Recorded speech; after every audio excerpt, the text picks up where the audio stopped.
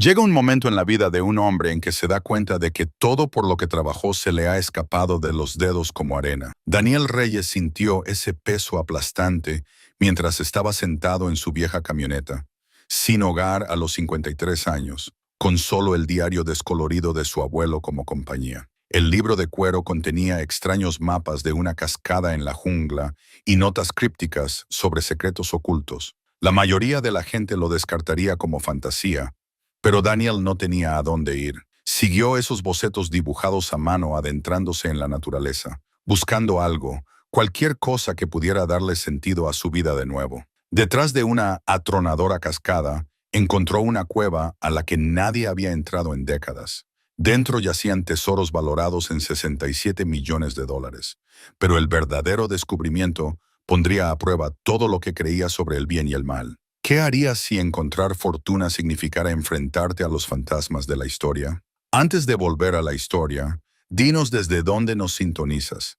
Y si esta historia te conmueve, asegúrate de suscribirte, porque mañana te he guardado algo extra especial. Daniel Reyes siempre había creído que el valor de un hombre se podía medir por el legado que dejaba atrás. Durante 28 años, había estado ante innumerables estudiantes, dando vida a la historia con la misma pasión que una vez le había valido el premio de Maestro del Año del distrito. La placa empañada ahora estaba en una caja de cartón a su lado, envuelta en papel de periódico, como una reliquia olvidada de la vida de otra persona. La caja contenía los restos de su antigua existencia, planes de lecciones que había elaborado con cuidado, cartas de agradecimiento de estudiantes que se habían convertido en médicos e ingenieros, y fotografías de eventos escolares donde había sido respetado, valorado, necesitado.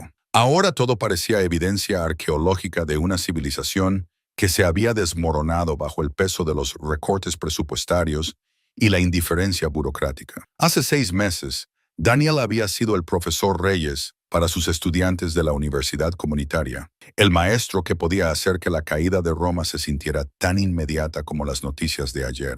Tenía un pequeño apartamento cerca del campus, una rutina confiable y la tranquila satisfacción de saber que marcaba la diferencia. Luego llegó la carta: restricciones presupuestarias, eliminación de programas, puesto terminado. 28 años de dedicación, resumidos en 3 párrafos de jerga corporativa. Su exesposa Sarah había tratado de apoyarlo durante esas primeras semanas de desempleo. Su divorcio, 5 años antes, había sido lo suficientemente amigable, más por un distanciamiento que por una traición dramática. Ella todavía se preocupaba por él.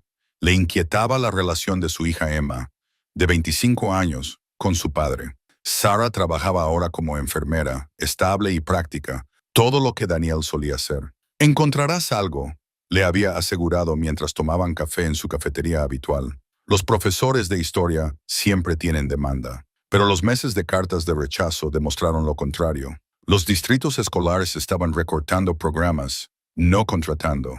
Las escuelas privadas querían rostros más jóvenes con más energía. Las empresas de educación en línea querían millennials expertos en tecnología que pudieran crear contenido viral sobre el renacimiento. A los 53 años, Daniel se encontró atrapado entre 2 mundos: demasiado experimentado para ser asequible, demasiado viejo para estar a la moda. El apartamento fue lo primero.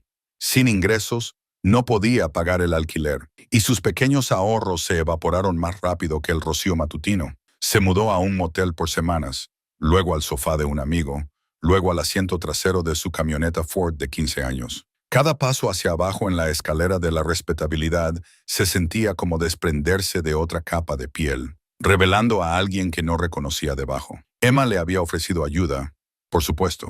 Vivía en Portland ahora, trabajando para una organización sin fines de lucro que abogaba por la agricultura sostenible. Su apartamento era pequeño, pero tenía un sofá y un corazón generoso. Daniel la había visitado una vez, durmiendo en su sofá lleno de bultos durante 3 semanas mientras solicitaba trabajos en Oregón. Pero ver las miradas preocupadas de su hija, escuchar sus conversaciones cuidadosas con amigos sobre su situación con papá, lo hizo sentirse como una carga en lugar de un padre. «Necesito resolver esto por mi cuenta», le dijo, aunque las palabras le supieron a derrota. Emma había heredado su obstinación, junto con sus ojos oscuros y su mente ágil. Había querido discutir, pero también había heredado suficiente sabiduría para saber cuándo dejar que un hombre mantuviera su dignidad. Fue entonces cuando regresó a la casa de su abuelo en San Antonio, el lugar donde había pasado los veranos de su infancia, escuchando historias que parecían demasiado fantásticas para ser verdad.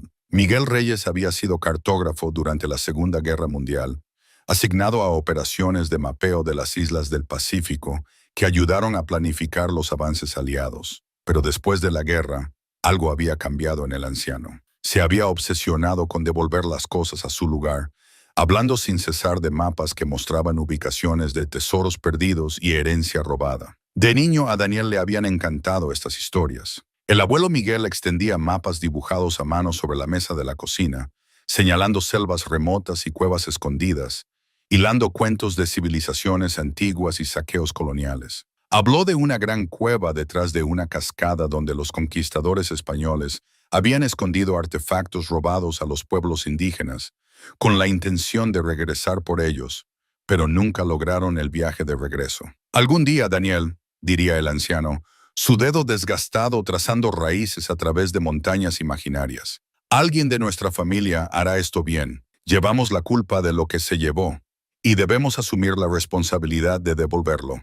Los padres de Daniel habían descartado estas historias como fantasías de una mente envejecida, afectada por demasiados años de aislamiento. Después de la muerte de Miguel, cuando Daniel tenía 16 años, los mapas y diarios habían sido guardados, olvidados en un baúl del ático que acumuló polvo durante décadas. Pero parado en esa casa vacía el mes pasado, enfrentándose al desalojo de la propiedad familiar debido a impuestos impagos, Daniel se había sentido atraído por ese viejo baúl. Dentro, envuelto en tela encerada y conservado por el aire seco de Texas, estaba el trabajo de toda la vida de su abuelo. Docenas de mapas dibujados a mano, diarios detallados llenos de observaciones cuidadosas y fotografías de artefactos que parecían piezas de museo. El diario de cuero era la pieza central de la colección, encuadernado en cuero oscuro de vaca y pulido por el uso.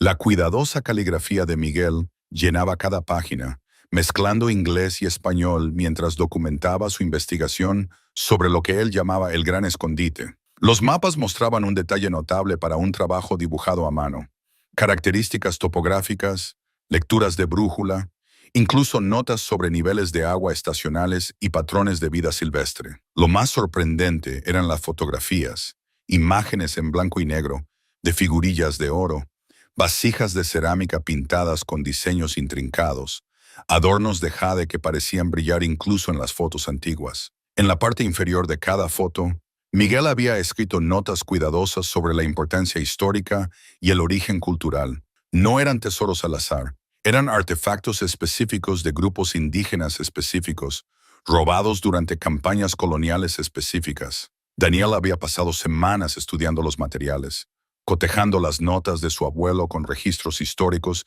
y estudios arqueológicos. La ubicación descrita en el diario era real, una región remota en las montañas entre Guatemala y Belice, accesible solo a pie y conocida por los lugareños como un lugar donde los espíritus habitaban detrás de las cascadas. Lo que había parecido una fantasía comenzó a sentirse como una posibilidad.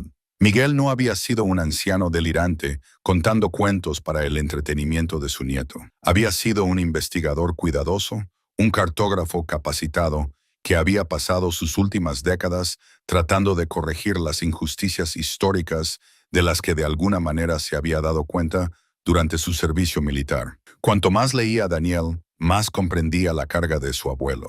Miguel había descubierto la ubicación de estos artefactos ocultos a través de canales de inteligencia militar, pero también había aprendido sobre las comunidades de las que habían sido robados. La culpa de saber pero no actuar había consumido sus últimos años, impulsándolo a crear planes detallados para su eventual devolución. Ahora, sentado en su camioneta con todo lo que poseía, reducido a 3 cajas de cartón y un tanque de gasolina medio vacío, Daniel sintió el peso de esa responsabilidad heredada. La placa del premio de enseñanza parecía burlarse de él. ¿De qué servía entender la historia si no podías aplicar sus lecciones a tu propia vida? Su teléfono vibró con otro mensaje de Emma. «Papá, por favor llámame, estoy preocupada». Había estado evitando sus llamadas durante una semana, incapaz de explicar que vivía en su camioneta incapaz de admitir lo lejos que había caído. ¿Qué podría decirle? ¿Que su padre educado y responsable se había convertido en otra víctima de mediana edad de la indiferencia económica? El diario estaba abierto a su lado. El cuidadoso mapa de Miguel apuntaba hacia lo que podría ser la redención o simplemente el capítulo final de un legado familiar de fracaso. La parte lógica de su mente reconoció la locura de perseguir las fantasías de cazador de tesoros de su abuelo. Tenía quizás $400 a su nombre, un vehículo que necesitaba frenos nuevos y ninguna habilidad de supervivencia real más allá de lo que había aprendido en viajes de campamento con Emma hace años. Pero la alternativa era admitir la derrota, llamar a Emma para pedir ayuda que no estaba seguro de merecer, o encontrar algún trabajo de salario mínimo que lentamente erosionaría lo que quedaba de su autoestima. Al menos la búsqueda de su abuelo ofrecía la posibilidad de un significado, incluso si no conducía a ninguna parte más que a lo más profundo del desierto de su propia desesperación. Daniel trazó la ruta con el dedo, siguiendo el camino que Miguel había mapeado a través de puertos de montaña y valles selváticos hasta el sitio marcado con una estrella cuidadosa. Debajo de la estrella, con la letra precisa de su abuelo, estaban las palabras: «Aquí yace nuestra oportunidad de hacer que la historia sirva a la justicia en lugar de la conquista». A medida que las sombras de la tarde se alargaban sobre el estacionamiento donde había pasado la noche, Daniel tomó su decisión. Seguiría el mapa de su abuelo, no porque creyera en la búsqueda de tesoros, sino porque algunos viajes valían la pena, independientemente de su destino. Incluso si la cueva no contenía nada más que sus propias ilusiones, al menos estaría avanzando en lugar de simplemente sobrevivir otro día de fracaso sistemático. Cerró cuidadosamente el diario y lo colocó en el asiento a su lado. Luego encendió el motor reacio de la camioneta. El indicador de gasolina mostraba menos de un cuarto de tanque, pero sería suficiente para llegar a la frontera. Después de eso, confiaría en la cuidadosa planificación de su abuelo y en su propia necesidad desesperada de creer que algunas historias valían la pena ser contadas. La placa del premio de enseñanza captó un destello del atardecer a través del parabrisas, su superficie empañada reflejando la luz como una promesa medio recordada. Quizás había diferentes formas de educar, diferentes aulas que las que le habían cerrado sus puertas. Quizás la última lección de su abuelo estaba a punto de comenzar. El cruce fronterizo hacia Guatemala se sintió como entrar por una puerta al mundo de su abuelo. Daniel había conducido toda la noche, cuidando el envejecido motor de su camioneta a través de las colinas de Texas y bajando hacia el abrazo húmedo de Centroamérica. Su español, oxidado por años de desuso, volvió en fragmentos mientras navegaba por los puestos de control y explicaba su propósito como investigación de sitios históricos. El oficial de inmigración, un hombre curtido con ojos amables, selló el pasaporte de Daniel con una eficiencia casual. ¿Investigación histórica?, preguntó, mirando el diario que Daniel tenía cerca. «Mi abuelo era cartógrafo», respondió Daniel en un español cuidadoso. «Estoy siguiendo su trabajo». El oficial asintió con comprensión. Muchos estadounidenses viajaban al sur, persiguiendo historias familiares, buscando conexiones con algo más grande que ellos mismos. Le hizo una señal a Daniel para que pasara con una bendición para un viaje seguro, sin saber que estaba presenciando el comienzo de una búsqueda que desafiaría todo lo que Daniel creía sobre la propiedad, la justicia y el peso de la culpa heredada. La camioneta de Daniel subió por caminos de montaña que se volvían más estrechos y traicioneros con cada milla. Las indicaciones del diario eran precisas, pero los puentes anticuados se habían derrumbado, los pueblos se habían reubicado, los puntos de referencia habían cambiado por décadas de clima y actividad humana. Sin embargo, la geografía básica permanecía inalterada, y las cuidadosas anotaciones de Miguel sobre la elevación y las orientaciones de la brújula demostraron ser guías confiables a través del laberinto de posibilidades. En su segundo día en el país, Daniel se detuvo para cargar combustible en un pequeño pueblo cuyo nombre no aparecía en ningún mapa moderno, pero que coincidía perfectamente con las notas de su abuelo. La gasolinera era poco más que unos pocos surtidores y un edificio de concreto que servía tanto de tienda como de centro comunitario informal. Hombres locales se reunían a la sombra, compartiendo noticias y observando al extraño con educada curiosidad. Daniel se acercó al grupo con el diario abierto, mostrándoles el mapa de la región dibujado a mano por Miguel. Disculpe, dijo en español. Estoy buscando esta zona cerca de la cascada con dos caídas. Un anciano de cabellos plateados y ojos inteligentes se inclinó para estudiar el mapa. Su expresión cambió de interés casual a algo que se acercaba al reconocimiento. Este dibujo, dijo lentamente, parece el trabajo de El cartógrafo loco. El cartógrafo loco. El pulso de Daniel se aceleró. ¿Lo conocía? No personalmente, pero mi padre sí. Un estadounidense muy serio que vino aquí muchas veces en los años 70 y 80, siempre haciendo preguntas sobre lugares antiguos, lugares sagrados. El tono del hombre tenía una nota de precaución. Mi padre decía que llevaba mucha tristeza, como un hombre tratando de curar heridas que no eran suyas. Daniel sintió un escalofrío de reconocimiento. Este era su abuelo, el investigador obsesionado que había pasado sus últimas décadas tratando de enmendar crímenes históricos que no podía olvidar. ¿Qué pensaba la gente de él? El anciano lo consideró cuidadosamente. Era respetuoso, nunca se llevó nada, nunca perturbó los sitios antiguos, pero hacía muchas preguntas sobre cosas que sucedieron hace mucho tiempo, durante la época de la conquista. Algunas personas pensaban que buscaba tesoros, otros creían que buscaba perdón. Mientras Daniel se preparaba para irse, el hombre se acercó a su camioneta con algo envuelto en tela descolorida. Si usted es realmente su nieto, dijo, entonces debería tener esto. Mi padre lo guardó. Dijo que algún día alguien de la familia del cartógrafo regresaría. Dentro de la tela había un pequeño colgante de plata, más o menos del tamaño de una moneda, grabado con símbolos de origen indígena. En su centro había una rosa de los vientos, pero las direcciones cardinales estaban marcadas con glifos en lugar de letras. El colgante estaba unido a un cordón de cuero que se había conservado cuidadosamente a pesar de su obvia antigüedad. Su abuelo lo dejó caer durante su última visita, explicó el hombre. Mi padre lo encontró cerca del antiguo sendero que lleva a la cascada doble.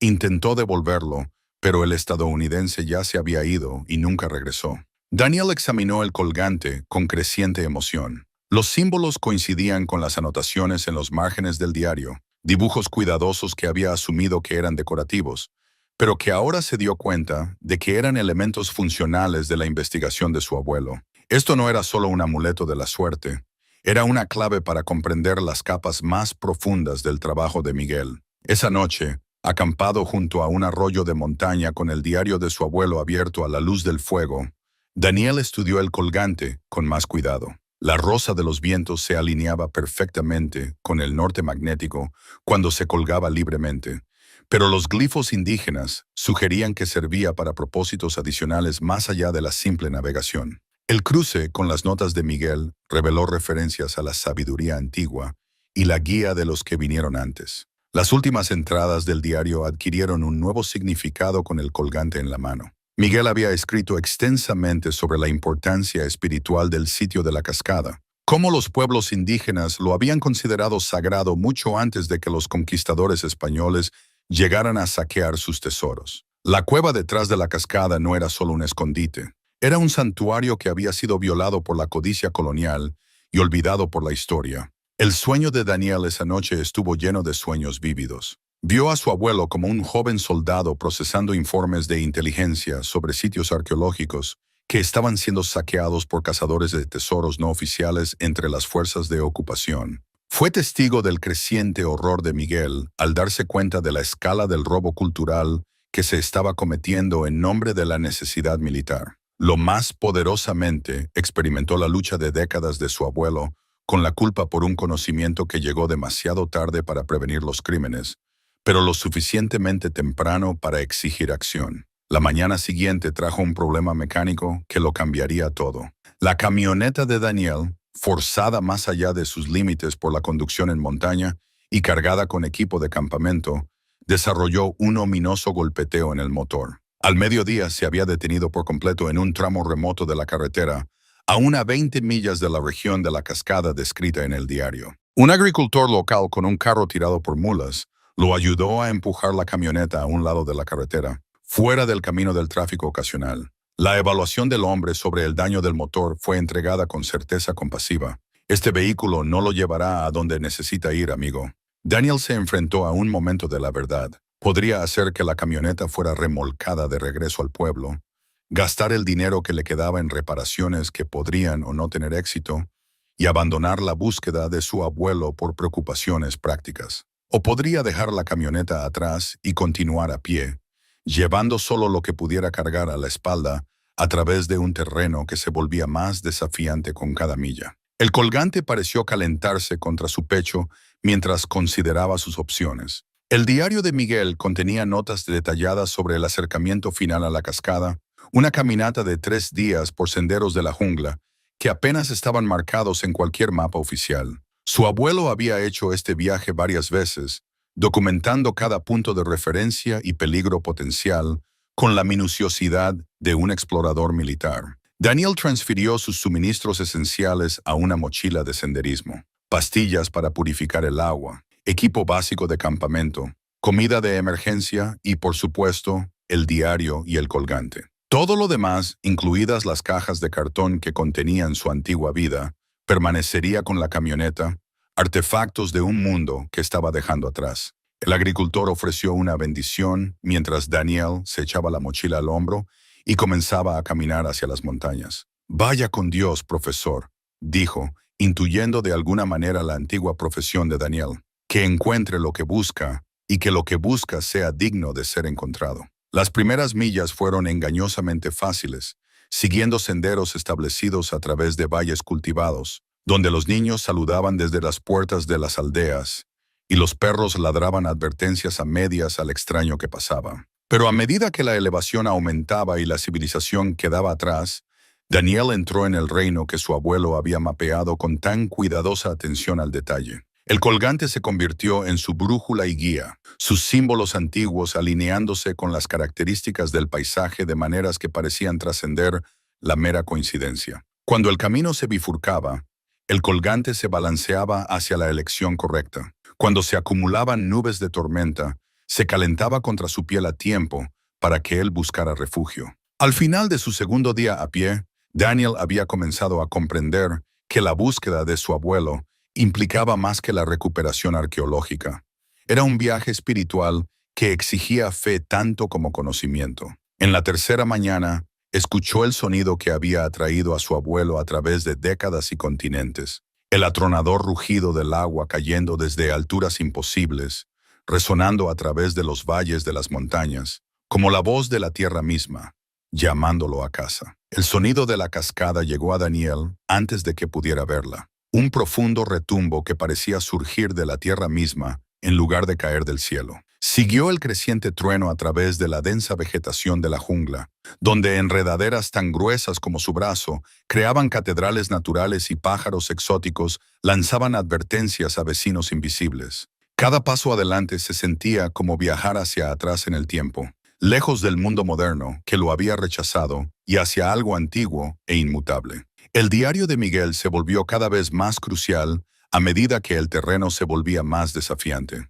El camino, si es que podía llamarse así, era poco más que una serie de senderos de animales y claros naturales conectados por las cuidadosas observaciones de su abuelo. Daniel se encontró verificando las orientaciones de la brújula con la misteriosa guía del colgante, confiando en un sistema de navegación que combinaba la técnica moderna con la sabiduría indígena. Su cuerpo protestaba por las exigencias de las caminatas por la jungla. A los 53 años, cargaba más peso del que había manejado en años, y su estilo de vida académico lo había dejado mal preparado para los desafíos físicos de la búsqueda de su abuelo. Le salieron ampollas y se le reventaron en los pies.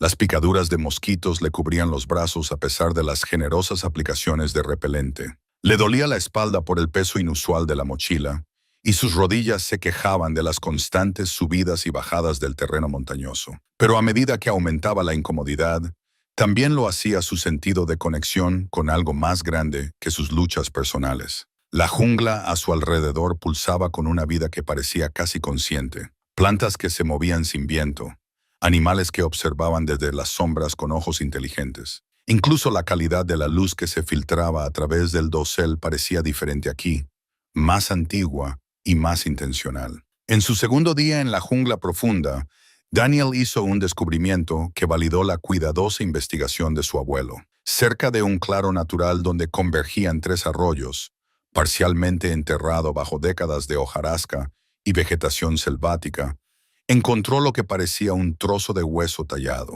Al limpiar los escombros, reveló un objeto que hizo que su corazón se acelerara de emoción y reconocimiento.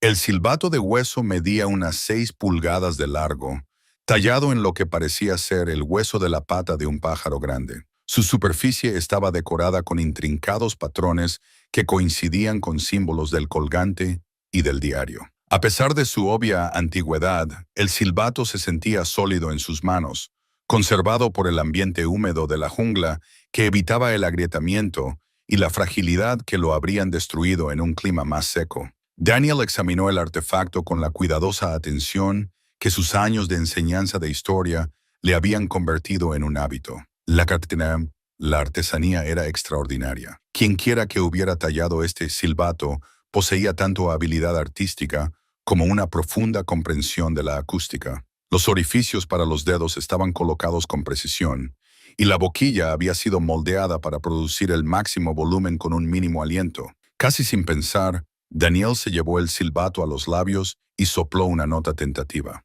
El sonido que surgió fue inquietantemente hermoso, un tono claro que pareció flotar en el aire húmedo más tiempo de lo que la física debería haber permitido. Cuando la nota se desvaneció, escuchó algo que lo hizo congelarse de asombro y un eco, pero no una simple repetición de su sonido. La propia jungla parecía estar respondiendo, como si el silbato hubiera despertado algo que había estado durmiendo durante siglos. Lo intentó de nuevo, esta vez tocando una melodía simple que le vino intuitivamente.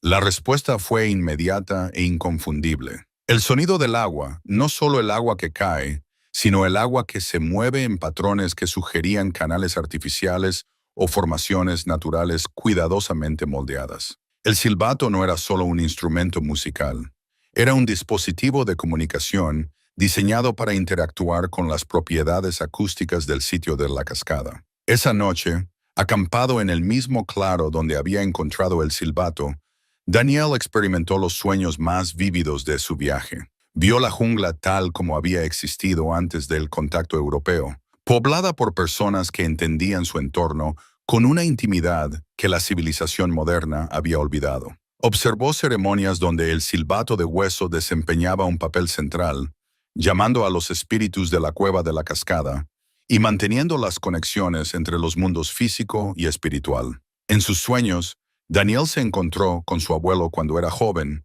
fuerte y seguro con su uniforme militar, procesando informes de inteligencia sobre sitios arqueológicos que estaban siendo sistemáticamente saqueados por cazadores de tesoros que operaban bajo el pretexto de la ocupación militar. Fue testigo del creciente horror de Miguel al darse cuenta de que su propio trabajo de mapeo estaba siendo utilizado para facilitar el robo de artefactos culturales irreemplazables. El sueño más poderoso le mostró a Miguel en sus últimos años, de pie en el mismo claro donde Daniel ahora acampaba, sosteniendo el mismo silbato de hueso y tratando de comunicarse con los espíritus que creía que clamaban por justicia. El rostro del anciano estaba marcado por décadas de culpa, sus ojos atormentados por el conocimiento de crímenes que había sido impotente para prevenir, pero moralmente obligado a abordar. Daniel se despertó con lágrimas en las mejillas y una profunda comprensión de la carga de su abuelo. Miguel no había estado buscando tesoros en ningún sentido convencional.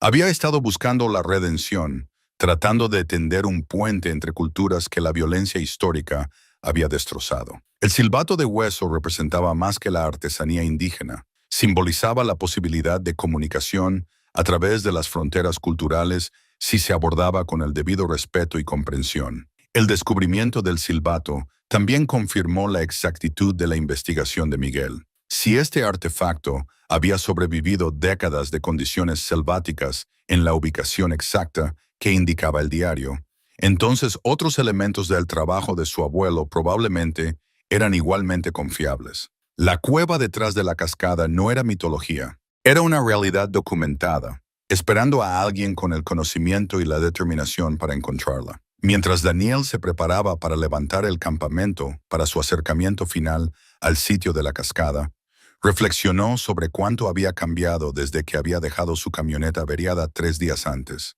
El hombre desesperado que había comenzado este viaje buscando la salvación financiera estaba siendo reemplazado por alguien que entendía que el verdadero tesoro podría ser algo que no se podía medir en dólares. El silbato de hueso colgaba de un cordón alrededor de su cuello junto con el colgante de la rosa de los vientos, creando una creciente colección de artefactos que parecían guiarlo hacia algo más grande que la redención personal. Ya no solo seguía el mapa de su abuelo, estaba siguiendo los pasos de su abuelo, heredando no solo el conocimiento, sino la responsabilidad.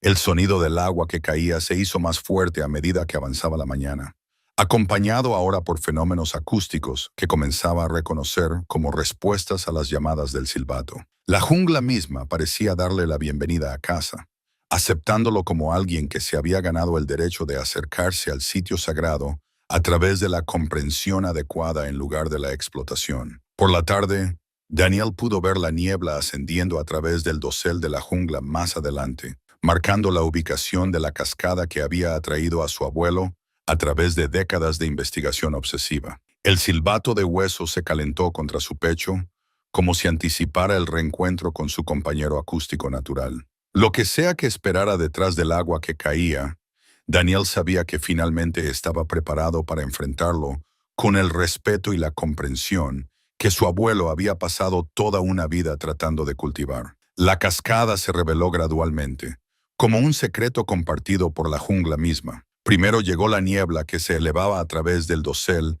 en nubes cristalinas que atrapaban la luz del sol y la transformaban en breves arcoíris. Luego, el sonido pasó de un retumbo distante a un rugido que hizo temblar el suelo bajo los pies de Daniel. Finalmente, abriéndose paso a través de una cortina de enredaderas colgantes, entró en un anfiteatro natural que le dejó sin aliento. La cascada doble era todo lo que las cuidadosas descripciones de su abuelo habían prometido y más. 2 corrientes de agua, cada una de más de 50 pies de ancho, se precipitaban desde un acantilado de piedra caliza a casi 200 pies de altura. Caían en columnas paralelas antes de unirse en un estanque que reflejaba el cielo, como un espejo hecho de zafiro líquido. La fuerza de su impacto creaba una rociada constante que nutría jardines de orquídeas y helechos que crecían en cada grieta de las paredes rocosas circundantes. Daniel se paró al borde del claro, abrumado por la catedral natural que lo rodeaba. Esto no era solo una cascada, era un santuario creado por fuerzas geológicas y perfeccionado por siglos de reverencia indígena. Las propiedades acústicas eran extraordinarias. Cada sonido se amplificaba y refinaba, creando una cámara de eco natural que convertía las melodías simples del silbato de hueso en una complejidad sinfónica. Hizo campamento en un lugar resguardado que el diario de Miguel había recomendado, un saliente natural que ofrecía protección de la niebla constante al tiempo que ofrecía una vista clara de ambas cascadas. A medida que se acercaba la noche, Daniel comenzó el cuidadoso proceso de estudiar las notas detalladas de su abuelo sobre cómo encontrar la entrada oculta al sistema de cuevas. Las últimas páginas del diario contenían observaciones cada vez más técnicas sobre los ángulos de la luz, los niveles del agua y los fenómenos acústicos. Miguel había visitado este sitio varias veces a lo largo de varias décadas, documentando las variaciones estacionales y mapeando la compleja relación entre las fuerzas naturales y el acceso humano al espacio sagrado. Sus notas revelaban una mente igualmente cómoda con la precisión militar y la sensibilidad espiritual. Mientras Daniel leía a la luz de la lámpara, un pasaje particular llamó su atención. La entrada se revela solo cuando se aborda con la comprensión adecuada. Los antiguos construyeron más que barreras físicas, crearon pruebas de valía que sobreviven en la propia piedra. Cerca de sus pies, parcialmente incrustado en el suelo arenoso de su campamento, Daniel notó algo que aceleró su pulso. Usando su cuchillo, excavó cuidadosamente lo que parecía ser un fragmento de piedra tallada, aproximadamente circular y del tamaño de su palma. El artefacto era más pesado de lo que su tamaño sugería, hecho de una piedra oscura que parecía absorber la luz en lugar de reflejarla. El fragmento del calendario de piedra estaba cubierto con intrincadas tallas que incluían símbolos astronómicos, notaciones numéricas y lo que parecía un mapa parcial del área de la cascada. Lo más intrigante es que varios de los símbolos coincidían con los glifos tanto del silbato de hueso como del colgante de la rosa de los vientos. Esto no era solo otro artefacto antiguo, era parte de un sistema de conocimiento conectado que su abuelo había estado tratando de descifrar. Daniel pasó horas comparando las marcas del fragmento del calendario con las notas de su abuelo, comprendiendo gradualmente que Miguel había estado documentando más que características geográficas.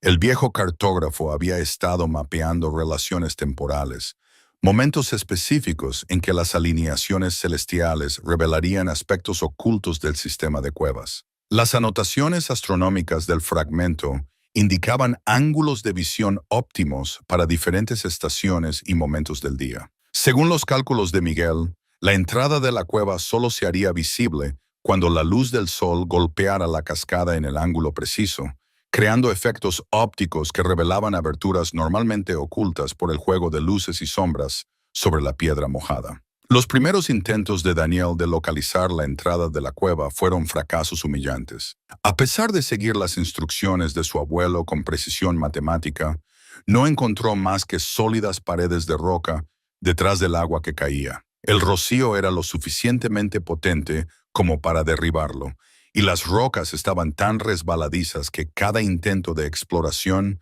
conllevaba un riesgo de lesiones graves. En su tercer día en la cascada, Daniel casi muere por su propia determinación. Convencido de que le faltaba algún elemento crucial de las instrucciones de su abuelo, intentó subir más cerca del punto donde las dos corrientes se encontraban, con la esperanza de encontrar asideros que le permitieran buscar áreas a las que aún no había llegado.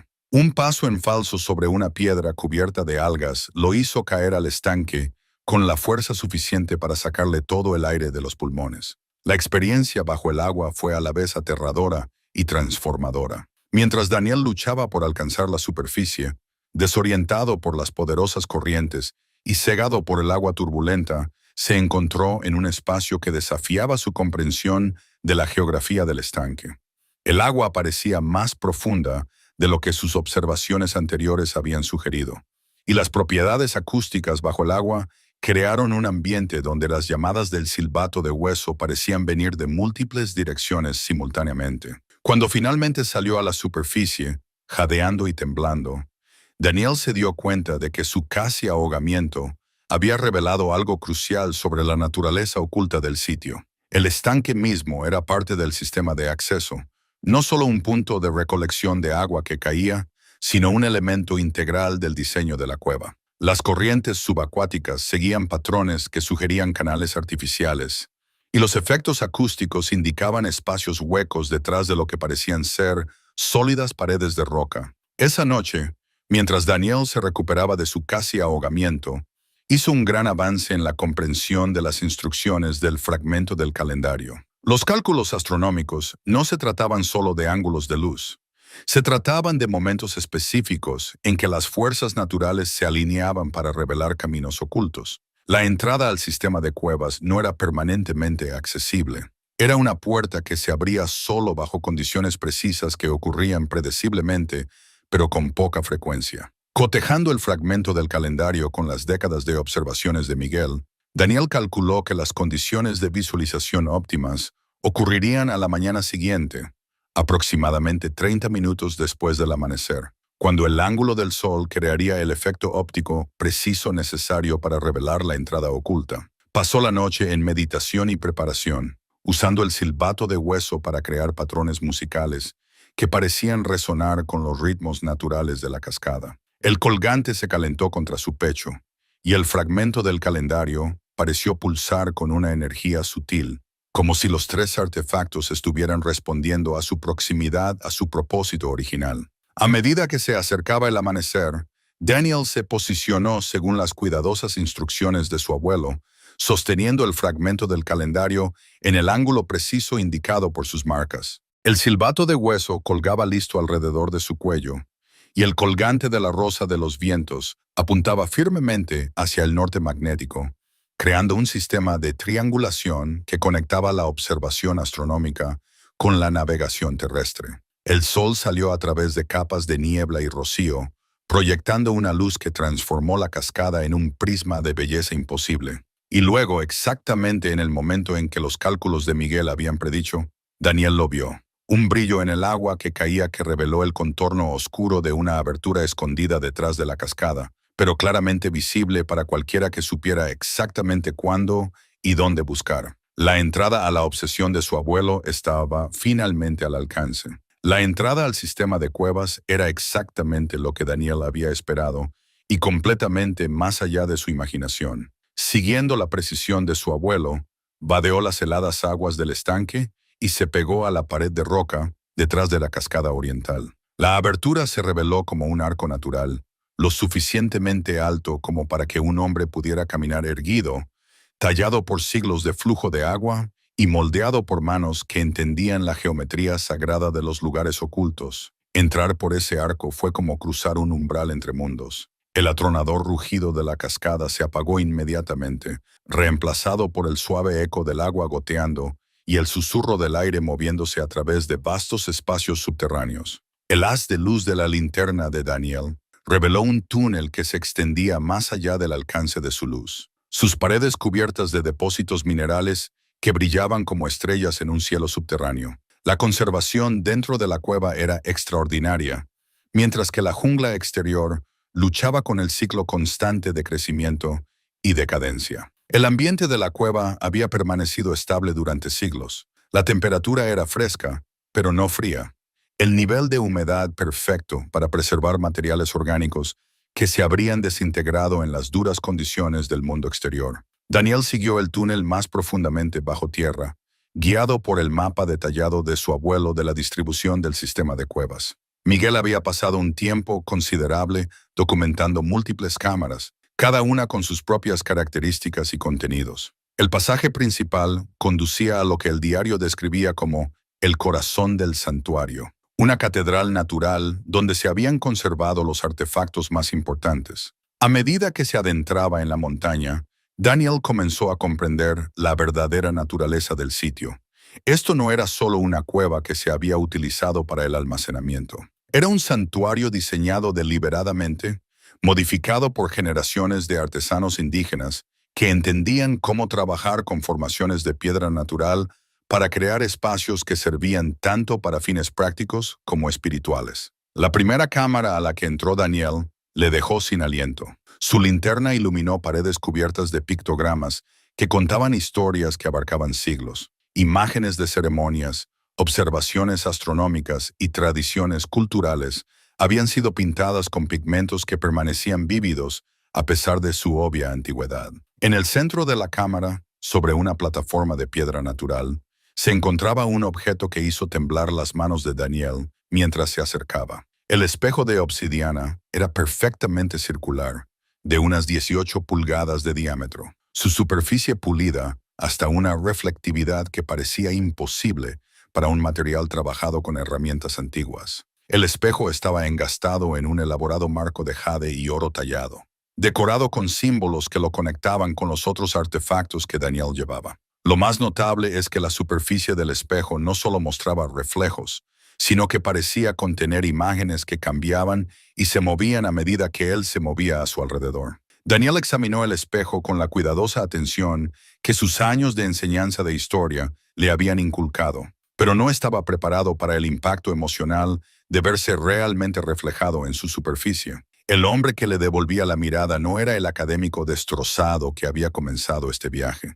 Era alguien mayor, más sabio, marcado por experiencias que habían despojado ilusiones y revelado algo más auténtico debajo. Mientras estudiaba el espejo, Daniel comenzó a comprender su función dentro del diseño del santuario. La superficie de obsidiana no solo reflejaba la luz, sino que reflejaba la intención, mostrando a los espectadores no solo su apariencia física, sino su preparación espiritual para las responsabilidades que conllevaba el acceso al conocimiento sagrado. Los pueblos indígenas que habían creado este lugar entendían que los verdaderos tesoros requerían una custodia adecuada, y el espejo servía como una prueba de carácter, tanto como un objeto ceremonial. El diario de Miguel contenía extensas notas sobre el significado del espejo, escritas con la letra cada vez más emotiva de su abuelo, mientras luchaba con las implicaciones de sus descubrimientos. El viejo cartógrafo se había dado cuenta de que los artefactos escondidos en este santuario no solo eran valiosos en términos monetarios, eran tesoros culturales irreemplazables que habían sido robados a comunidades que los necesitaban para la continuidad espiritual e histórica. El reflejo de Daniel en la superficie de obsidiana comenzó a mostrarle imágenes que no eran del todo recuerdos ni del todo visiones. Vio a los conquistadores españoles que habían saqueado estos artefactos de las comunidades indígenas, impulsados por la codicia y justificados por la superioridad religiosa. Fue testigo de la culpa de las generaciones posteriores, que reconocieron la injusticia pero carecieron del coraje para restituir. Lo más poderosamente, experimentó las décadas de angustia de su abuelo por un conocimiento que exigía acción, pero que no parecía ofrecer un camino claro a seguir. El espejo reveló el verdadero alcance de lo que yacía oculto en el sistema de cuevas. Cámara tras cámara contenía artefactos que representaban no solo riqueza material, sino el patrimonio cultural de múltiples grupos indígenas. Figurillas de oro que se habían utilizado en ceremonias que conectaban comunidades terrestres con poderes celestiales. Vasijas de cerámica pintadas con cartas estelares que registraban observaciones astronómicas que abarcaban siglos. Adornos de jade que marcaban los logros de líderes cuyos nombres se habían perdido debido a la violencia colonial. Cada artefacto contaba una historia de sofisticación cultural que contradecía todo lo que los colonizadores europeos habían afirmado sobre la primitividad indígena. La precisión matemática de los instrumentos astronómicos, la brillantez artística de los objetos decorativos y la profundidad espiritual reflejada en los objetos ceremoniales, todo atestiguaba civilizaciones que habían alcanzado notables alturas de conocimiento y creatividad antes de ser devastadas por la conquista extranjera. Daniel comprendió que su abuelo había pasado sus últimos años tratando de procesar el peso moral de este conocimiento. Miguel no había descubierto solo una cueva del tesoro, sino un repositorio de memorias culturales que pertenecían a comunidades específicas cuyos descendientes aún vivían en la región. La culpa que había impulsado su investigación obsesiva provenía de comprender que estos artefactos eran más que objetos valiosos. Eran elementos esenciales de la identidad cultural que habían sido violentamente separados de sus legítimos guardianes. El espejo de obsidiana reflejó la creciente comprensión de Daniel de que encontrar la cueva era solo el comienzo de su verdadero desafío. Su abuelo le había dejado más que mapas y artefactos. Había heredado una obligación moral que trascendía las necesidades financieras personales. La pregunta no era si estos tesoros eran lo suficientemente valiosos como para resolver sus problemas, sino si él era lo suficientemente digno para resolverlos de ellos. Mientras Daniel se preparaba para explorar las cámaras más profundas, sintió el peso de la historia posarse sobre sus hombros, como la vieja mochila militar de su abuelo. El espejo le mostró una última imagen antes de seguir adelante, su propio rostro, pero marcado con la misma expresión de responsabilidad determinada que había caracterizado los últimos años de Miguel. El hombre roto que había entrado en este santuario estaba siendo reemplazado por alguien que entendía que la verdadera riqueza venía de servir a algo más grande que la supervivencia personal. El silbato de hueso, la brújula, el colgante de la rosa y el fragmento del calendario de piedra lo habían llevado a este momento de reconocimiento. Ahora el espejo de obsidiana le mostraba en quién necesitaba convertirse para honrar la confianza que estos artefactos representaban. El viaje hacia los secretos más profundos de la cueva requeriría más que coraje físico. Demandaría una transformación moral que su abuelo había comenzado, pero nunca completó. Las cámaras más profundas del sistema de cuevas revelaron tesoros que confirmaron la creciente comprensión de Daniel sobre la carga moral de su abuelo. Siguiendo el mapa cuidadosamente anotado de Miguel, descubrió habitación tras habitación llena de artefactos que representaban los sofisticados logros culturales de las civilizaciones precolombinas. Cada objeto estaba perfectamente conservado por el ambiente estable de la cueva, esperando siglos a que alguien apreciara su verdadero significado. En la cámara que Miguel había designado como el Salón de las Alas, Daniel encontró el artefacto que se convertiría en el centro de su transformación. El tótem del cóndor de oro medía casi 3 pies de altura, hecho de oro tan puro que parecía brillar a la luz de su linterna. La escultura capturaba cada detalle del magnífico pájaro en vuelo, desde las texturas individuales de las plumas hasta la feroz inteligencia en sus ojos de obsidiana. La envergadura del cóndor se extendía ampliamente, como si se preparara para elevarse a través de la catedral subterránea, llevando oraciones entre los reinos terrestre y celestial. Pero fueron las inscripciones que cubrían la base del tótem las que hicieron temblar las manos de Daniel mientras las fotografiaba. Tallado en múltiples idiomas indígenas, el texto contaba la historia del significado cultural del cóndor y, lo que es más importante, identificaba las comunidades específicas de las que había sido robado. El conquistador español que había tomado este objeto sagrado se había preocupado de documentar su procedencia, quizás con la esperanza de que los registros detallados mitigaran de alguna manera el crimen espiritual del robo.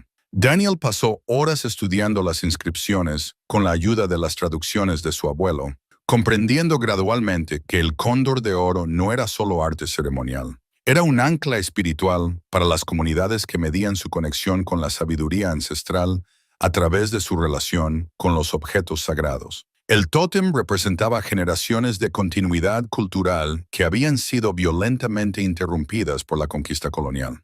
Usando su teléfono satelital para conectarse con el mundo exterior por primera vez desde que entró en la cueva, Daniel comenzó a investigar las comunidades mencionadas en las inscripciones de los cóndores. Lo que descubrió hizo que la culpa de su abuelo fuera de repente comprensible. Los descendientes de las personas que habían creado y venerado estos artefactos aún vivían en la región, sus tradiciones culturales mantenidas a pesar de siglos de opresión y desplazamiento.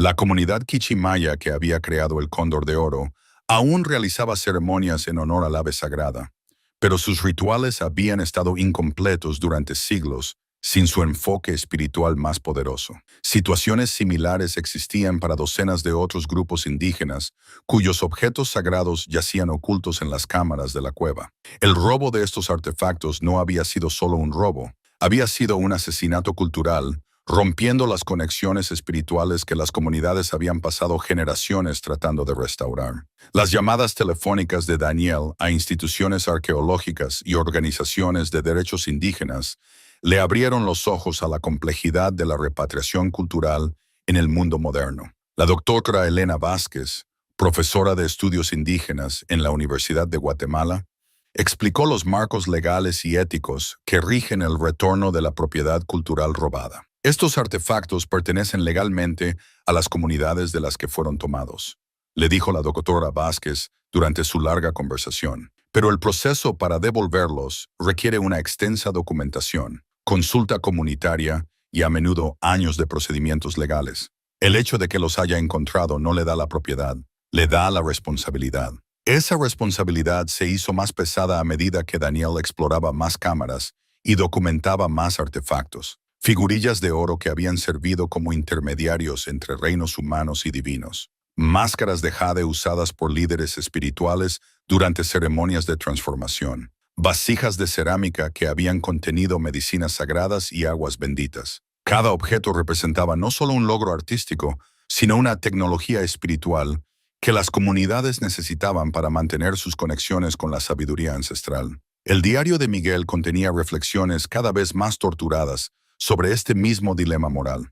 El viejo cartógrafo se había dado cuenta de que su trabajo de inteligencia militar durante la Segunda Guerra Mundial había contribuido inadvertidamente al saqueo sistemático de sitios arqueológicos. Las fuerzas estadounidenses, centradas en derrotar el fascismo, a menudo habían hecho la vista gorda ante los cazadores de tesoros que operaban bajo el pretexto de la ocupación militar.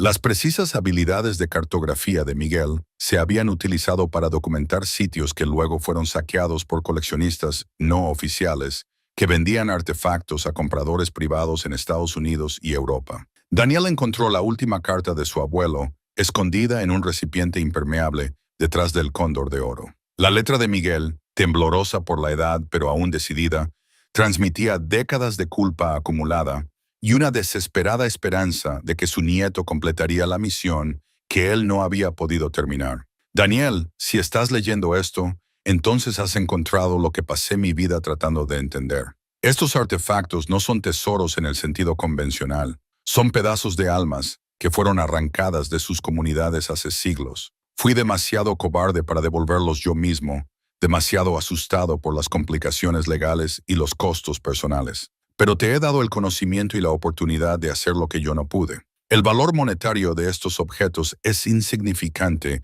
en comparación con su valor espiritual para las personas a las que pertenecen. Debes encontrar la fuerza que me faltó. Debes hacer esto bien. El peso de la responsabilidad heredada se posó sobre los hombros de Daniel como una carga física. Su motivación original de encontrar tesoros para resolver sus problemas financieros le pareció vergonzosamente inadecuada en comparación con el trauma cultural que representaban estos artefactos robados. La valoración de $67 millones no era una promesa de riqueza personal. Era una medida de devastación cultural que exigía restauración en lugar de explotación. Esa noche, durmiendo en la cueva junto al Cóndor de Oro, Daniel experimentó sueños que se sentían más como recuerdos ancestrales que como imaginación personal. Fue testigo de las ceremonias donde el tótem del cóndor había servido como puente entre las comunidades humanas y la sabiduría divina. Sintió la angustia espiritual de generaciones que habían realizado rituales incompletos, sabiendo que sus objetos sagrados más poderosos se habían perdido debido a la violencia colonial. Lo más poderosamente, experimentó la esperanza que aún vivía en las comunidades indígenas, de que algún día su patrimonio cultural sería restaurado. Daniel se despertó con lágrimas en el rostro y una claridad absoluta sobre su camino a seguir.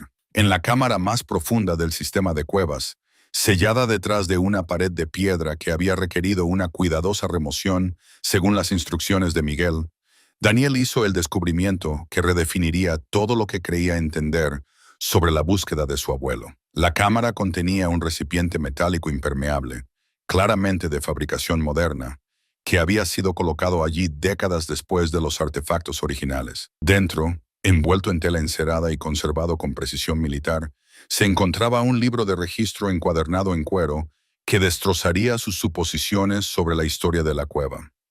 El libro de registro del explorador colonial pertenecía al capitán Diego Vázquez, un conquistador español, que había participado en el saqueo sistemático de sitios sagrados indígenas durante el período colonial temprano. Pero este no era un registro típico de campañas militares de un soldado.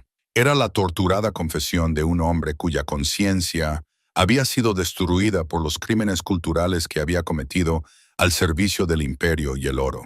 Las entradas de Vázquez, escritas en español arcaico que la formación académica de Daniel le permitió descifrar, contaban una historia de creciente angustia moral a medida que el conquistador era testigo de la devastación espiritual causada por el robo de artefactos. El capitán inicialmente había participado con entusiasmo en el saqueo, viendo los objetos sagrados indígenas como nada más que oro y jade valiosos para ser fundidos o vendidos a coleccionistas europeos. Pero la exposición prolongada a las comunidades indígenas había revelado gradualmente el verdadero costo de la destrucción cultural. He visto a madres llorar por vasijas sagradas como si fueran hijos, había escrito Vázquez en una entrada particularmente angustiada. He visto a líderes espirituales realizar ceremonias incompletas por nuestro robo de sus objetos más poderosos. No solo hemos tomado tesoros, hemos asesinado almas.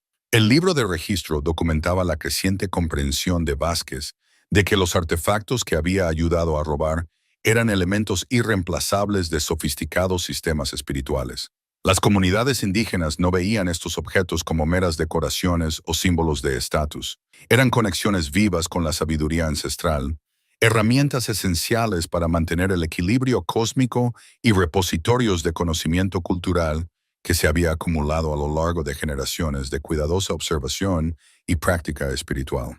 Lo más notable es que el libro de registro contenía información detallada sobre la procedencia de cada artefacto que Vázquez había ayudado a esconder en la cueva. El capitán había registrado meticulosamente qué objetos pertenecían a qué comunidades, incluidos mapas que mostraban sus ubicaciones originales y descripciones de sus funciones ceremoniales. Esto no era una documentación aleatoria.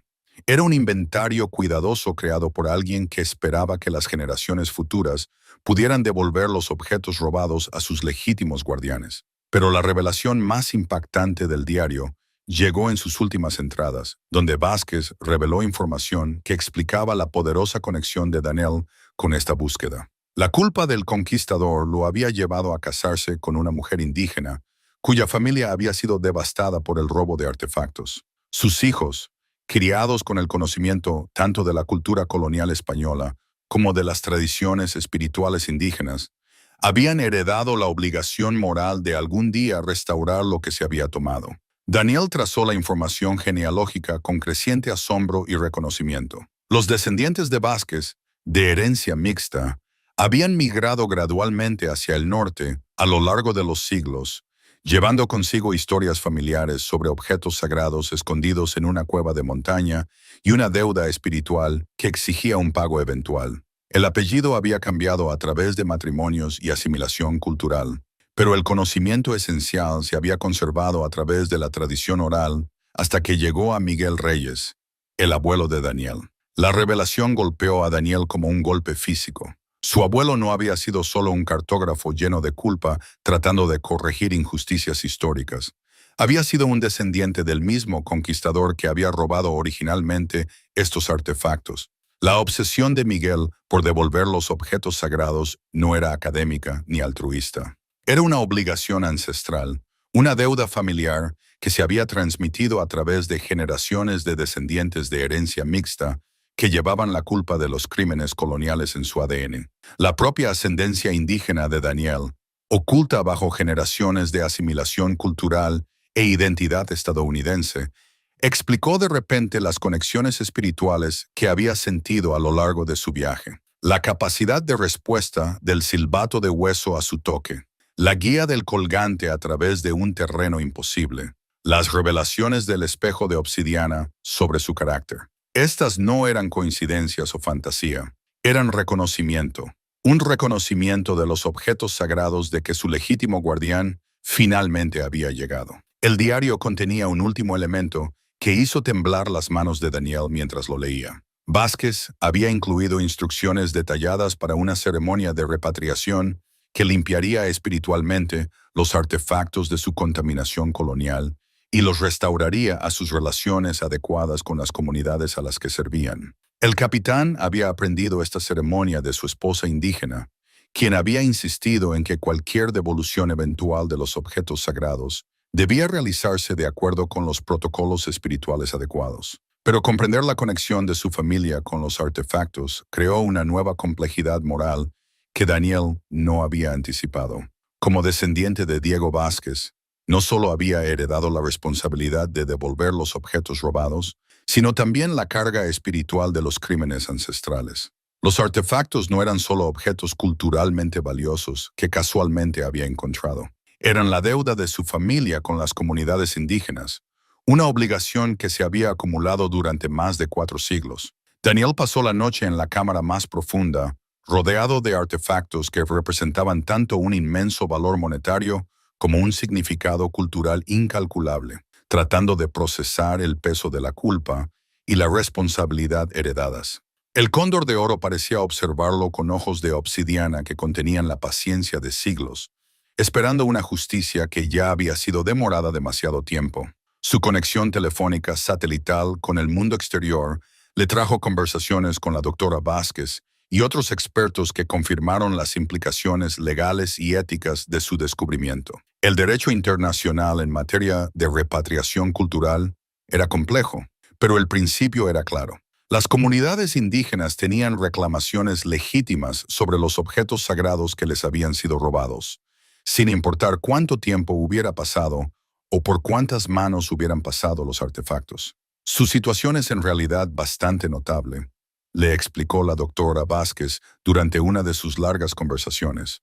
La mayoría de los casos de repatriación cultural involucran artefactos con una procedencia poco clara, lo que dificulta determinar sus comunidades originales. Pero la documentación del capitán Vázquez proporciona exactamente el tipo de información detallada que hace posible una repatriación adecuada. Las implicaciones se extendían más allá de los requisitos legales a obligaciones espirituales que Daniel apenas comenzaba a comprender. La descripción del diario sobre la ceremonia de repatriación indicaba que los propios artefactos debían someterse a una limpieza espiritual antes de que pudieran reanudar sus funciones adecuadas dentro de las comunidades indígenas. Generaciones de separación de sus contextos originales habían creado heridas espirituales que requerían curación a través de protocolos tradicionales. Daniel se dio cuenta de que su abuelo había pasado décadas preparándose para este momento, sin comprender completamente la conexión de su propia familia con los artefactos.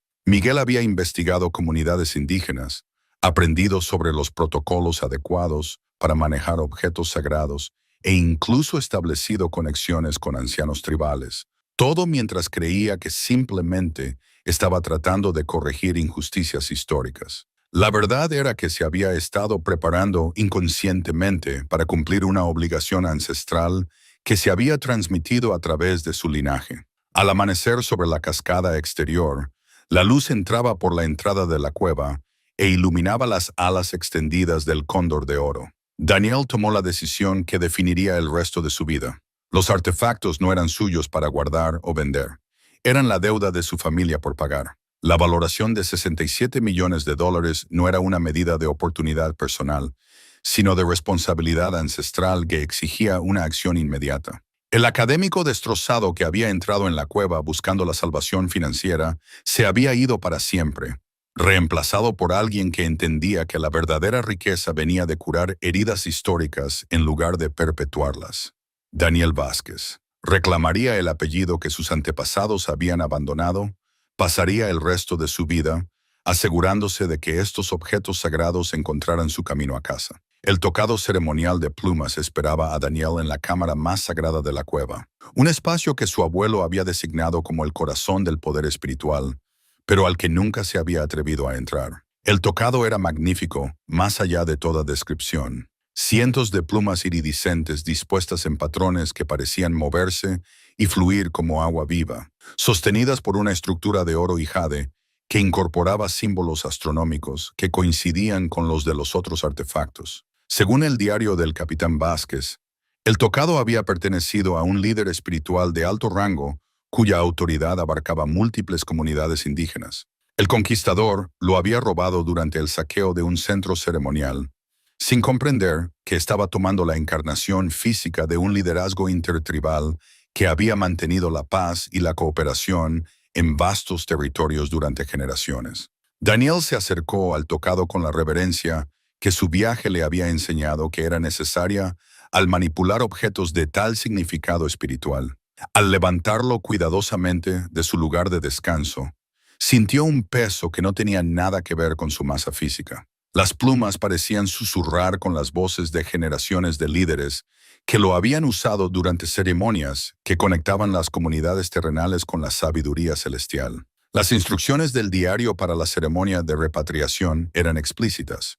La persona que supervisara el regreso de los artefactos debía usar el tocado de liderazgo durante el proceso, aceptando la responsabilidad no solo de la transferencia física de los objetos, sino de la curación espiritual que debía acompañar su regreso. Daniel entendió que ponerse el tocado lo transformaría de un descendiente que buscaba la redención en un puente entre mundos que la violencia colonial había destrozado. Su teléfono satelital vibró con mensajes del mundo exterior a medida que la noticia de su descubrimiento comenzaba a extenderse. La doctora Vázquez había contactado a los líderes de las comunidades indígenas de toda la región, explicando la situación y solicitando su orientación sobre los protocolos de repatriación adecuados.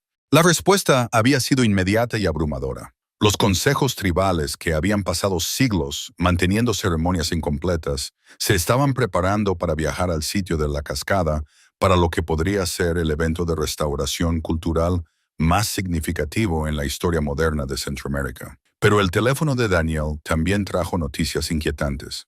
Funcionarios gubernamentales de Guatemala y Belice se habían enterado del descubrimiento y estaban haciendo reclamaciones legales sobre los artefactos como parte de su patrimonio nacional. Cazadores de tesoros y coleccionistas privados, alertados por rumores de Internet sobre un gran hallazgo, estaban comenzando a converger en la región. La atención de los medios internacionales estaba creciendo rápidamente, amenazando con transformar la sagrada ceremonia de repatriación en un circo de intereses contrapuestos y explotación comercial. Emma llamó desde Portland, su voz tensa por la preocupación y la confusión. «Papá, ¿estás bien? Hay noticias que dicen que encontraste algún tipo de cueva del tesoro y la gente dice que vale millones de dólares. ¿Qué está pasando realmente allí abajo?» Daniel intentó explicarle su decisión a su hija, pero las palabras le parecieron inadecuadas para la transformación espiritual que estaba experimentando. «Emma, no puedo quedarme con estos artefactos. Pertenecen a las comunidades indígenas de las que fueron robados. Mi responsabilidad, la responsabilidad de nuestra familia, es asegurarnos de que regresen a casa a salvo». «Pero papá, no tenías hogar, no tenías nada. Esto podría resolver todos tus problemas». La voz de Emma transmitía la preocupación práctica de una hija que había visto a su padre perderlo todo, y ahora no podía entender por qué renunciaría a la oportunidad de la seguridad financiera. «Algunos problemas solo se pueden resolver haciendo lo correcto, incluso cuando cuesta todo», respondió Daniel, reconociendo la voz de su abuelo en sus propias palabras. «No soy la misma persona que comenzó este viaje, Emma.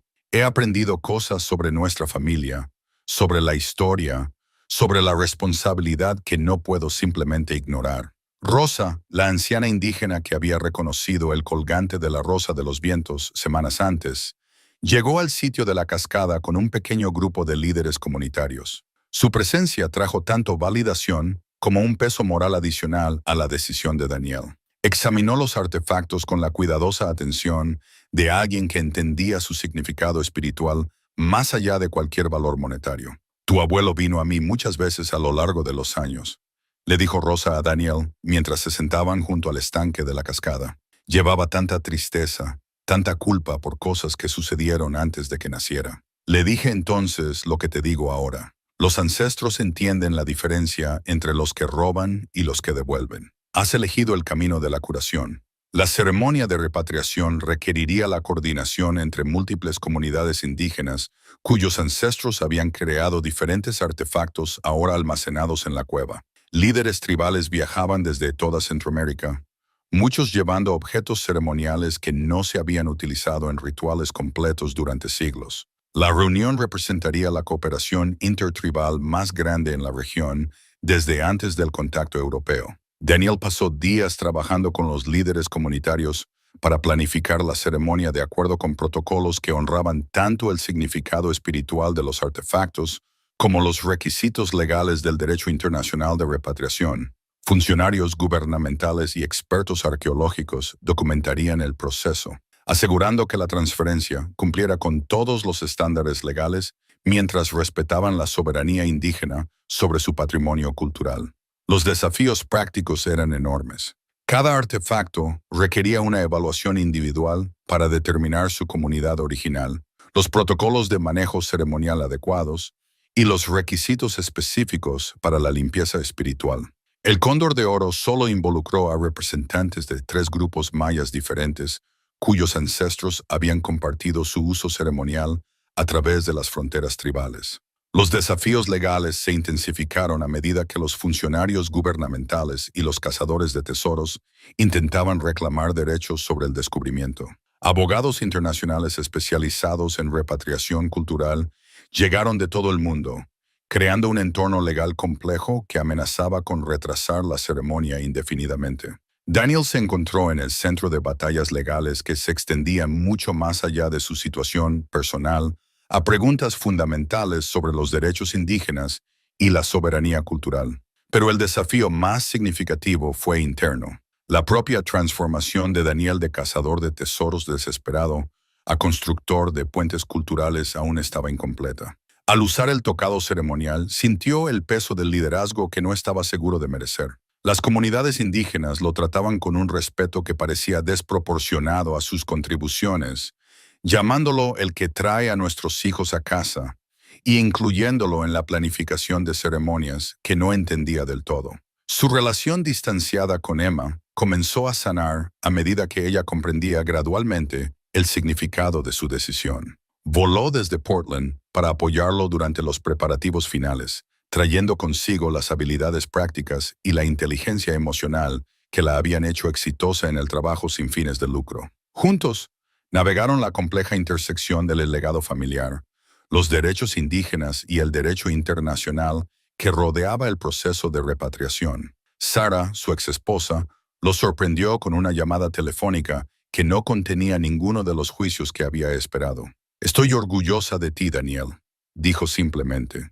«Encontraste algo más valioso que el dinero. Encontraste tu propósito». La noche antes de la ceremonia, Daniel se sentó solo en la cueva, rodeado de artefactos que pronto regresarían a sus comunidades. El espejo de obsidiana reflejaba un rostro que aún estaba aprendiendo a reconocer, curtido por las dificultades, pero marcado por el tipo de paz que proviene de alinear las acciones con los valores. El silbato de hueso colgaba en silencio alrededor de su cuello, esperando la música ceremonial que guiaría los artefactos en su viaje espiritual a casa. Los funcionarios del gobierno habían accedido a apoyar la repatriación después de que la presión internacional y el asesoramiento legal confirmaran que las reclamaciones indígenas eran legalmente inexpugnables.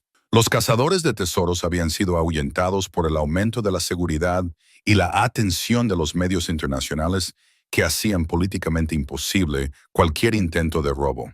La ceremonia se llevaría a cabo de acuerdo con protocolos que honraban tanto las tradiciones antiguas como los requisitos legales modernos. Daniel comprendió que el día siguiente marcaría no solo el retorno de los artefactos robados, sino la finalización de un viaje espiritual que había comenzado con la investigación llena de culpa de su abuelo y ahora culminaba en la redención ancestral. El tocado de plumas ceremonial descansaba en su antiguo soporte, esperando que aceptara el papel de liderazgo que transformaría su vida de supervivencia personal a servicio cultural. El hombre destrozado que había entrado en la cueva en busca de un tesoro emergería como un puente entre mundos, llevando adelante el trabajo que su abuelo había comenzado pero nunca completado. El peso del tocado no sería nada comparado con la ligereza de cumplir finalmente una obligación que había agobiado a su familia durante 4 siglos. El amanecer de la ceremonia de repatriación trajo consigo una niebla que parecía surgir de la tierra misma, transformando el claro de la cascada en una catedral natural envuelta en nubes etéreas. Daniel se paró al borde del estanque, vistiendo el tocado ceremonial de plumas que lo marcaba como guardián y guía del viaje de retorno de los objetos sagrados. El peso de cientos de plumas iridiscentes se sentía como las oraciones acumuladas de generaciones, cada pluma llevando las esperanzas de comunidades que habían esperado siglos por este momento. Representantes de 7 comunidades indígenas se habían reunido en el claro. Cada grupo traía objetos ceremoniales que no se habían utilizado en rituales completos desde que sus objetos sagrados fueron robados por los conquistadores coloniales. La anciana Rosa se movía entre los grupos con tranquila autoridad, su presencia sirviendo como puente entre diferentes tradiciones tribales mientras mantenía los protocolos espirituales necesarios para una ceremonia tan significativa. El pergamino del tratado que proporcionaría la base legal para la repatriación yacía abierto sobre un altar de piedra natural que había sido preparado según especificaciones antiguas. El documento, escrito en múltiples idiomas indígenas, así como en español e inglés, representaba una cooperación sin precedentes entre comunidades que a veces habían competido por los recursos, pero que ahora estaban unidas en su deseo de recuperar su patrimonio cultural. La doctora Vázquez llegó con un equipo de arqueólogos y expertos legales que documentarían cada aspecto de la ceremonia para asegurar que cumpliera con los estándares internacionales para la repatriación cultural. Su presencia representó la intersección de la erudición académica, los derechos indígenas y el derecho internacional que hizo posible esta restauración. Equipo de cámaras y materiales de documentación se organizaron respetuosamente alrededor del perímetro del claro, capturando la historia sin entrometerse en los protocolos sagrados. El cóndor de oro emergió primero de la cueva, llevado por Daniel con la reverencia cuidadosa que el tocado ceremonial le exigía. La escultura parecía capturar cada rayo de luz solar que se filtraba a través de la niebla. Sus alas extendidas, creando sombras que bailaban sobre los rostros de los miembros de la comunidad reunidos. Suspiros de reconocimiento y lágrimas de alegría marcaron su aparición. Muchos de los ancianos presentes habían escuchado historias de este objeto sagrado de abuelos que recordaban su poder. Representantes de los quiché maya dieron un paso al frente para recibir a su guardián ancestral. El momento en que la anciana tribal María Tuhab tocó por primera vez el cóndor de oro, después de siglos de separación, fue eléctrico con energía espiritual. Sus manos temblaron mientras trazaba el intrincado trabajo de plumas, y su voz se quebró mientras susurraba oraciones en su idioma ancestral. El cóndor pareció responder a su toque, sus ojos de obsidiana reflejando la luz de maneras que parecían casi vivas. Pero el punto culminante emocional de la ceremonia llegó cuando los funcionarios del gobierno intentaron hacer valer las reclamaciones nacionales sobre los artefactos. Un representante del Ministerio de Cultura de Guatemala se adelantó con documentos legales, declarando los tesoros parte del patrimonio nacional del país, argumentando que debían estar en museos donde pudieran ser preservados y estudiados para beneficio de toda la humanidad. El pergamino del tratado se convirtió en la defensa de Daniel contra la apropiación gubernamental. El documento, validado por expertos legales internacionales y respaldado por los protocolos de las Naciones Unidas sobre los derechos indígenas, establecía claramente que los artefactos pertenecían a las comunidades específicas de las que habían sido robados, no a los estados-nación modernos que casualmente controlaban el territorio donde se encontraron. Estos objetos no son especímenes arqueológicos, declaró Daniel, su voz llevando la autoridad que le otorgaba el tocado ceremonial. Son elementos vivos de tradiciones espirituales que han sido mantenidas por sus legítimas comunidades durante siglos. Su lugar adecuado no está en vitrinas de museos, sino en las ceremonias para las que fueron creados. Los desafíos legales se intensificaron a medida que los cazadores de tesoros que habían rastreado el descubrimiento intentaron presentar reclamaciones competidoras basadas en derechos de salvamento y honorarios de hallazgo. La atención de los medios internacionales complicó la situación, con reporteros y equipos de cámaras que amenazaban con convertir la sagrada ceremonia en un espectáculo comercial. Emma estuvo al lado de su padre durante estas confrontaciones. Su experiencia en la defensa de organizaciones sin fines de lucro resultó invaluable mientras coordinaba con expertos legales y organizaciones de derechos indígenas para proteger la ceremonia de interferencias externas. Había comenzado a comprender que la transformación de su padre, de académico arruinado a constructor de puentes culturales, representaba algo más grande que la redención personal. Era una curación ancestral que tenía implicaciones para las comunidades indígenas de todas las Américas. El espejo de obsidiana reflejó estos conflictos mientras Daniel lo usaba para guiar la ceremonia. Según las instrucciones del capitán Vázquez, la superficie del espejo mostraba no solo la reunión física, sino las dimensiones espirituales de lo que estaba sucediendo. Ancestros presenciando el regreso de sus objetos sagrados, comunidades preparándose para reanudar prácticas ceremoniales completas y la curación de heridas que habían supurado durante siglos. La victoria legal internacional llegó cuando los representantes de la UNESCO llegaron con documentación que respaldaba las reclamaciones indígenas y amenazaban con sanciones contra cualquier gobierno que intentara impedir la repatriación adecuada. La combinación de presión legal, atención de los medios y supervisión internacional creó un entorno donde la interferencia gubernamental se volvió políticamente imposible.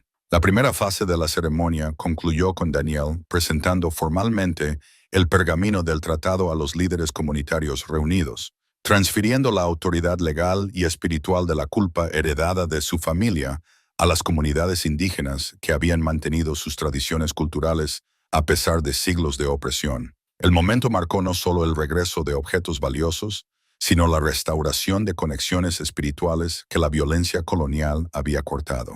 El collar de la unidad fue creado durante la propia ceremonia, cuando representantes de diferentes comunidades indígenas contribuyeron con piedras de sus territorios ancestrales para honrar el papel de Daniel en la devolución de su patrimonio cultural. Cada piedra llevaba la bendición de su comunidad, turquesa de las aldeas mayas de las tierras altas, obsidiana de las regiones volcánicas donde los ancestros pipiles habían trabajado el vidrio volcánico, jade de los lechos de los ríos donde los artesanos lenca habían recolectado materias primas para objetos ceremoniales. La anciana Rosa tejió las piedras con cordaje tradicional hecho de plantas que crecían silvestres alrededor de la cascada, sus manos curtidas trabajando con la habilidad de alguien que había pasado toda una vida manteniendo las prácticas culturales a pesar del desánimo oficial. Mientras trabajaba, le explicó a Daniel el significado del collar, cuyo papel como guardián de la ceremonia le exigía comprender el peso espiritual de lo que estaba recibiendo. Este collar representa más que gratitud, le dijo Rosa mientras colocaba cuidadosamente cada piedra según los patrones tradicionales.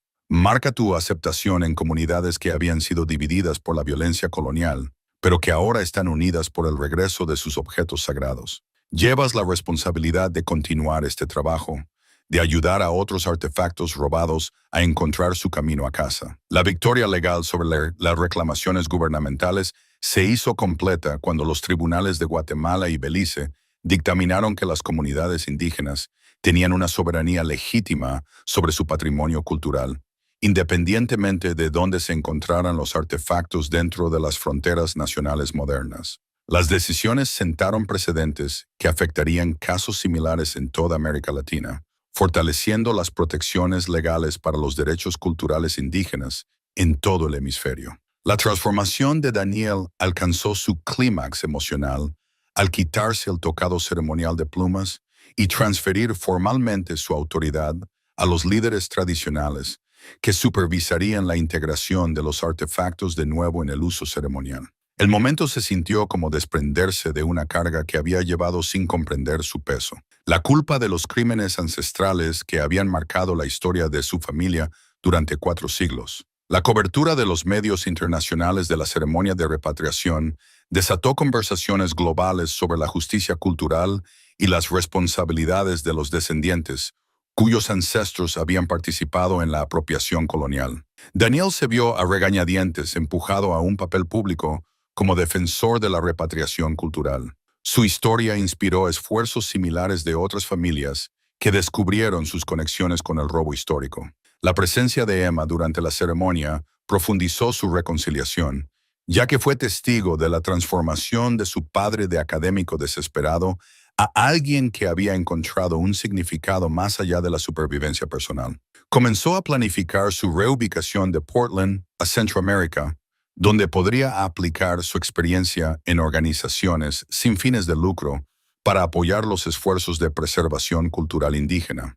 Trabajando juntos en casos de repatriación, revelaron fortalezas en su asociación que ninguno había reconocido cuando ella era simplemente su hija preocupada. Sarah, su exesposa, lo sorprendió con una llamada telefónica que no contenía ninguno de los juicios que había esperado. «Estoy orgullosa de ti, Daniel», dijo simplemente. «Encontraste algo más valioso que el dinero. Encontraste tu propósito». Sus palabras marcaron no solo una reconciliación personal, sino el reconocimiento de que su transformación había creado posibilidades que ninguno de ellos había imaginado cuando su carrera académica terminó en fracaso. Las transferencias finales de artefactos continuaron durante la noche, con cada objeto sagrado devuelto, de acuerdo con protocolos que honraban tanto su significado espiritual como las comunidades que habían mantenido su memoria a través de siglos de separación. La cueva detrás de la cascada, vacía de su carga colonial, ahora podía servir a su propósito original como un sitio sagrado donde diferentes comunidades podían reunirse para ceremonias que trascendían las fronteras tribales. Al caer la noche sobre el claro de la cascada, Daniel comprendió que su viaje no terminaba, sino que se transformaba. El hombre destrozado que había entrado en la jungla buscando la salvación se había convertido en un puente entre mundos, llevando adelante un trabajo que definiría el resto de su vida. El collar de la unidad le recordaría diariamente que algunas victorias no se medían en dólares ahorrados, sino en heridas curadas y conexiones restauradas. 6 meses después de la ceremonia de repatriación, Daniel se sentó en su pequeña oficina en la ciudad de Guatemala, escribiendo en un nuevo diario de cuero que documentaría su trabajo como consultor de repatriación cultural. Las páginas frescas representaban un futuro que no podría haber imaginado cuando comenzó este viaje como un hombre desesperado, persiguiendo las fantasías de cazador de tesoros de su abuelo. El nuevo diario de enseñanza servía para el mismo propósito que sus antiguos planes de lecciones. Pero ahora su aula era todo el hemisferio, y sus estudiantes eran instituciones que aprendían a corregir injusticias históricas. La transformación de su vida había sido tan completa como inesperada. Museos de toda América Latina buscaban su experiencia en la identificación de artefactos que pertenecían a comunidades indígenas específicas, mientras que las universidades lo invitaban a dar conferencias sobre la intersección de la historia familiar, la responsabilidad moral y la justicia cultural. El trabajo pagaba modestamente, pero con un significado, proporcionando suficientes ingresos para un apartamento sencillo y los viajes necesarios para apoyar los esfuerzos de repatriación en toda la región. Emma se había mudado a Antigua, donde estableció una organización sin fines de lucro que ayudaba a las comunidades indígenas a navegar por las complejidades legales de la reclamación de su patrimonio cultural. Su relación, dañada por años de decepción y falta de comunicación, había sanado a través de un propósito compartido que honraba tanto su conocimiento académico como sus habilidades prácticas de defensa. Trabajar juntos en casos de repatriación había revelado fortalezas en su asociación que ninguno había reconocido cuando ella era simplemente su hija preocupada. Sarah lo visitaba ocasionalmente, su antiguo matrimonio transformado en una amistad basada en el respeto mutuo en lugar de la atracción romántica. Traía noticias de su antigua vida en Texas, actualizaciones sobre antiguos colegas y estudiantes que recordaban a Daniel como un maestro apasionado en lugar de un fracaso. Su trabajo de enfermería le había dado una perspectiva sobre la curación que se aplicaba a más que las heridas físicas. Comprendía que el viaje de Daniel había abordado lesiones espirituales que habían afectado a su familia durante generaciones. La cueva detrás de la cascada se había convertido en un sitio cultural protegido administrado cooperativamente por las comunidades indígenas, cuyos artefactos habían sido devueltos y apoyado por la designación de la UNESCO como Patrimonio de la Humanidad. Daniel formaba parte de la junta asesora que supervisaba el acceso al sitio, asegurando que los investigadores y visitantes se acercaran a él con el respeto necesario para un lugar tan sagrado. El diario original de su abuelo ocupaba un lugar de honor en el centro cultural que se había establecido para documentar el proceso de repatriación y educar a los visitantes sobre el contexto histórico del robo de artefactos coloniales. Las décadas de investigación de Miguel se habían convertido en la base de los esfuerzos en curso para identificar y devolver objetos sagrados en toda Centroamérica. Su obsesión impulsada por la culpa se transformó en un recurso para curar heridas históricas. La placa del Premio de Enseñanza de la Antigua Vida de Daniel encontró un nuevo hogar en la pared de su oficina. Ya no era un recordatorio de fracaso, sino una prueba de su compromiso de toda la vida con la educación. Las habilidades que lo habían hecho efectivo en las aulas universitarias, la capacidad de hacer que los eventos históricos se sintieran inmediatos y personales, ahora servían a un propósito mayor al ayudar a las instituciones a comprender sus responsabilidades con las comunidades indígenas. El reconocimiento internacional del trabajo de Daniel había traído oportunidades que todavía estaba aprendiendo a navegar. Las Naciones Unidas lo habían invitado a formar parte de una comisión que desarrollaba protocolos globales para la repatriación cultural, mientras que la Organización de los Estados Americanos buscaba su opinión sobre la legislación que protegía los derechos culturales indígenas. El académico destrozado que había vivido en su camioneta solo meses antes ahora se encontraba siendo consultado por gobiernos y organizaciones internacionales.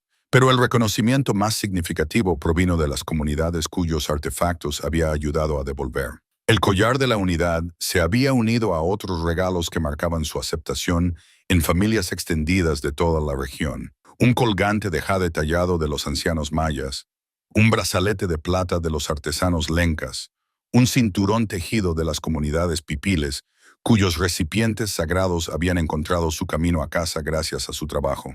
El modesto apartamento de Daniel contenía una creciente colección de fotografías que documentaban las exitosas ceremonias de repatriación que había facilitado. Cada imagen capturaba momentos de profunda curación emocional a medida que las comunidades se reconectaban con objetos sagrados que habían sido robados a sus ancestros. El cóndor de oro ahora volaba de nuevo en ceremonias tradicionales, su presencia completando rituales que habían estado fracturados durante siglos. La seguridad financiera que había buscado desesperadamente cuando comenzó este viaje no provino de la búsqueda de tesoros, sino de un trabajo que se alineaba con sus valores más profundos. Subvenciones para la investigación de repatriación, honorarios de consultoría de museos que buscaban corregir errores históricos y honorarios por conferencias de universidades que exploraban cuestiones de justicia cultural, proporcionaron ingresos que satisfacían sus necesidades sin comprometer sus principios. La organización sin fines de lucro de Emma había crecido hasta convertirse en una red regional que ayudaba a las comunidades indígenas de toda América Latina a identificar y reclamar su patrimonio cultural. Su generación abordó el trabajo con energía y recursos tecnológicos que complementaban el conocimiento histórico y la autoridad moral de Daniel. Juntos habían facilitado el regreso de docenas de objetos sagrados, cada repatriación curando heridas que habían supurado desde la época colonial. Las primeras entradas del nuevo diario documentaban casos que se volvían cada vez más complejos a medida que la noticia de su éxito se extendía por toda la región. Los coleccionistas privados que, sin saberlo, habían comprado artefactos robados comenzaban a contactarlos voluntariamente, mientras que los museos revisaban proactivamente sus colecciones en busca de objetos que pertenecieran a comunidades indígenas.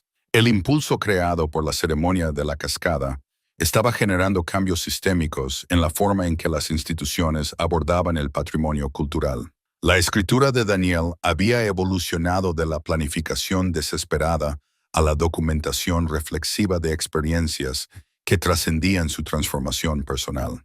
Las entradas del diario se leían como notas de campo de alguien que mapeaba la intersección entre la elección moral individual y la curación histórica colectiva, registrando lecciones que podrían guiar a las generaciones futuras que enfrentaran desafíos similares entre el beneficio personal y la responsabilidad cultural. El collar de la unidad descansaba sobre su escritorio mientras escribía, sus piedras de diferentes comunidades sirviendo como un recordatorio constante de que algunas victorias creaban conexiones en lugar de conquistas. El peso de la culpa heredada había sido reemplazado por la satisfacción del propósito heredado, transformando la carga colonial de su familia en un puente entre mundos que la violencia histórica había destrozado. Mientras la luz del atardecer se colaba por la ventana de su oficina, iluminando páginas llenas de cuidadosas observaciones sobre el trabajo en curso de la curación cultural, Daniel reflexionó sobre el viaje que lo había llevado de la desesperada búsqueda de tesoros a un servicio significativo.